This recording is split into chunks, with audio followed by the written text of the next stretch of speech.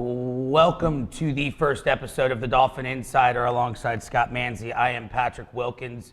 We thank you guys for tuning in. We're going to be bringing you everything Ju Dolphins football from here on out through the season's entirety. So stick around for every week that we've got. We've got something new. Ju starts off the season 2-0 for the first time since 2001. Scott, what's really impressed you with this football team so far?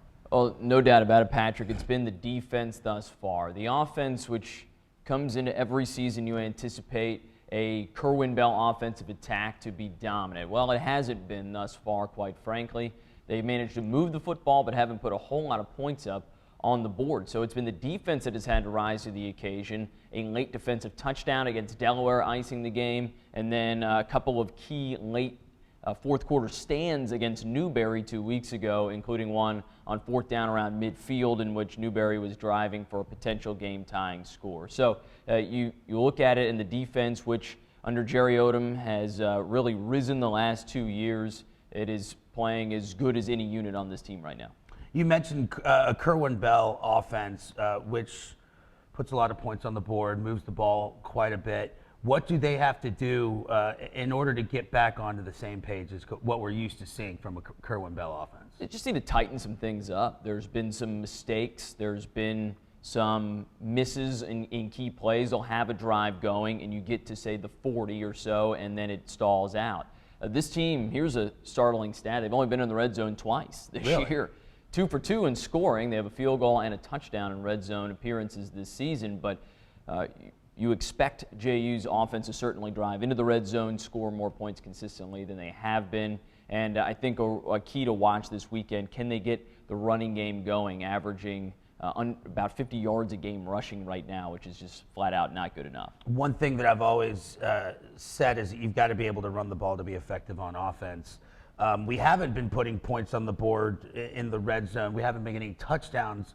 One thing that we have been getting is field goals, and Brandon Bear has been fantastic in that. Speak a little bit about the special teams unit. Well, special teams has been crucial. I mean, a huge part of the win against Delaware in the opener. Ryan Giratano averaged almost 48 yards a punt in that game, down 5 punts inside the 20, and in a game where field position was crucial, JU won, especially going against a punter on the other side. Delaware had Eric Endelson, who was a preseason All-American as a punter as well, second-teamer. So you've seen Giratano, who, while not as good against Newberry, was still very effective, still averaging nearly 43 yards a punt, and down 2 more inside the 20 against the Wolves 2 weeks ago.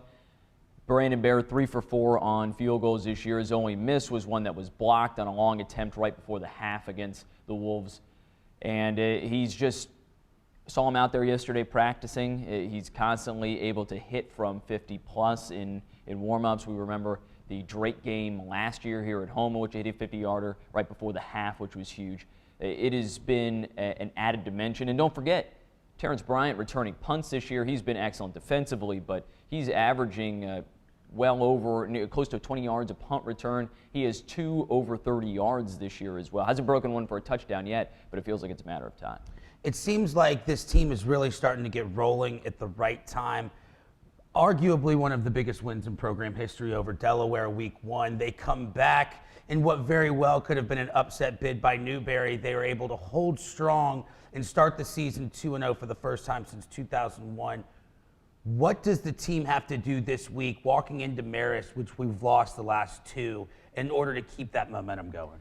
Tell you what, this team has already overcome a lot to become 2-0 for the first time since 2001, as you said, and they're going to have to overcome another tough streak, which they haven't beat Marist on the road in Poughkeepsie since 2011. This is the 3rd straight year due to a scheduling quirk, an error made in the Pioneer Football League offices last year. Accidentally scheduled a home game for Florida-Georgia weekend. We know that's never going to fly here in Jacksonville, at least not a home game at DB Milne. There's been some crazy ideas pitched about various other ways they could play a home game here potentially. Ideas, though. Yeah, exactly. So you're not going to play a standard home game on Florida-Georgia weekend. So they decided to offer the option for Marist to take a home game or come down and play JU on the road. And they elected, for the game to be moved to a separate time. And they elected to take the home game, which did not sit well with JU. front office coaches, Absolutely not. anything last Absolutely year. not. Remember, only 4 home games last year, 6 on the road. So they go up there last year. Only league loss was to Marist in a come-from-behind victory by Marist last year in what was really a devastating loss for the JU program. Now, there should be no shortage of motivation this week as you head up there and you try and find a way to beat. This is maybe the best team that JU has had in maybe under Kerwin Bell ever, and that's saying something because he's had some great teams, including just last year's. And Marist, while a young team a year ago, has grown up some. The record stands at just 1-2, but don't let that fool you. A lot of these early season games against guarantee opponents, things like that, it's tough to come out with a good record. And so they're going to get everything they can handle, but if JU comes out and executes and finishes, which we have not seen them do, finish some drives, if they play the way they did against, say, Newberry, they will not win that game. But if they come out and move the ball, finish a couple of scores, because that's what hurt them last year against Marist, not being able to finish touchdown drives, then they should come out with a victory. You mentioned that this is probably one of the best teams Kerwin Bell has seen here on the campus of Jacksonville University, but they're dealing with some unfortunate sanctions that were placed on them just this summer. What kind of chip is on the shoulder of these players? Obviously, it had nothing to do with the players. It was of no fault of the players.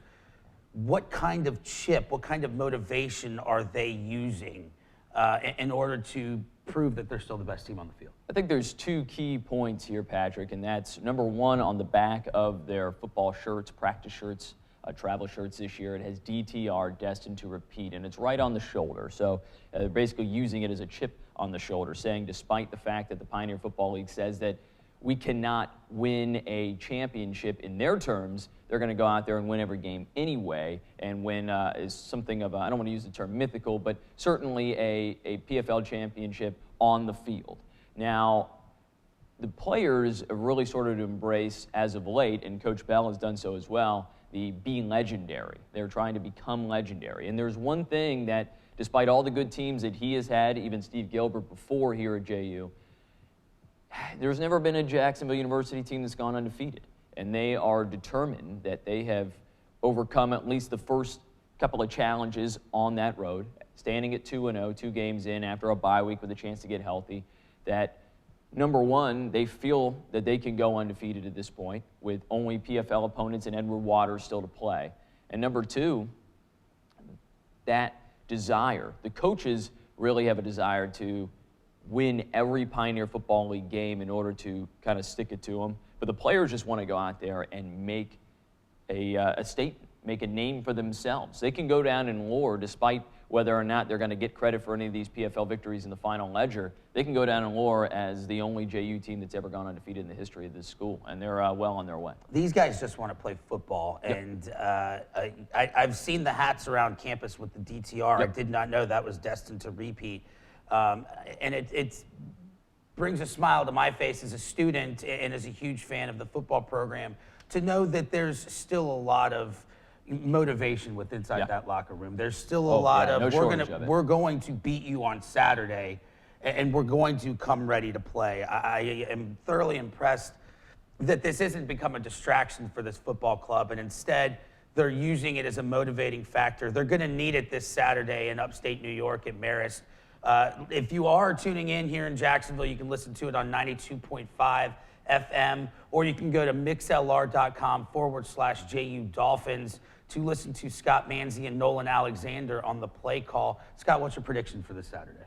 I think it's one of those where 2 weeks ago, the score shows that it was a very close game. It was a close game in the sense of the score. It wasn't as close on the field because the JU defense was able to dominate, knocked a couple of quarterbacks out of game for Newberry, which wasn't good luck for them. But that was a trap game, and that's why you come off such a huge win, and you come in, you have to travel on the road to face a Division II team that had 35 scholarships to distribute and actually had 190 guys on their football team. They don't dress that many, but they have a number, that's over 10% of their school population is football players. They have players on that team. That Newberry win should not be taken with a grain of salt. This team's going to come out refreshed after a week off, healthy. They're going to be ready to go against Marist because you talk about the chip on the shoulder. If there's one game on that schedule that was circled this year, it's against the Marist Red Wolves in Poughkeepsie. I think they come out and we see something along the lines of a more traditional JU game and more of a 31-14 win. I think that you've got to look for Ulysses Bryant to get going this Saturday against Marist. You've got to be able to run the ball to be effective. Ulysses Bryant was extremely effective in 2014. We're still looking for that same kind of production out of Ulysses Bryant. I think that this is the time where Kerwin Bell runs the ball to open up Cade Bell's passing attack. Andy Jones having 135 yards on the road in Newberry just 2 weeks ago proves that we do have the weapons on the outside, but we've got to be able to run between the tackles. And I really think Kerwin Bell establishes that run early in the ball game. I'm predicting 27-20 JU win, and finally getting that revenge that we've looked so much for against the Marist football team. Thanks so much for tuning in, guys. We will be back next week with the Dolphin Insider, recapping the Marist game and previewing next Saturday's game as well. For Scott Manze, I'm Patrick Wilkins. Thanks so much.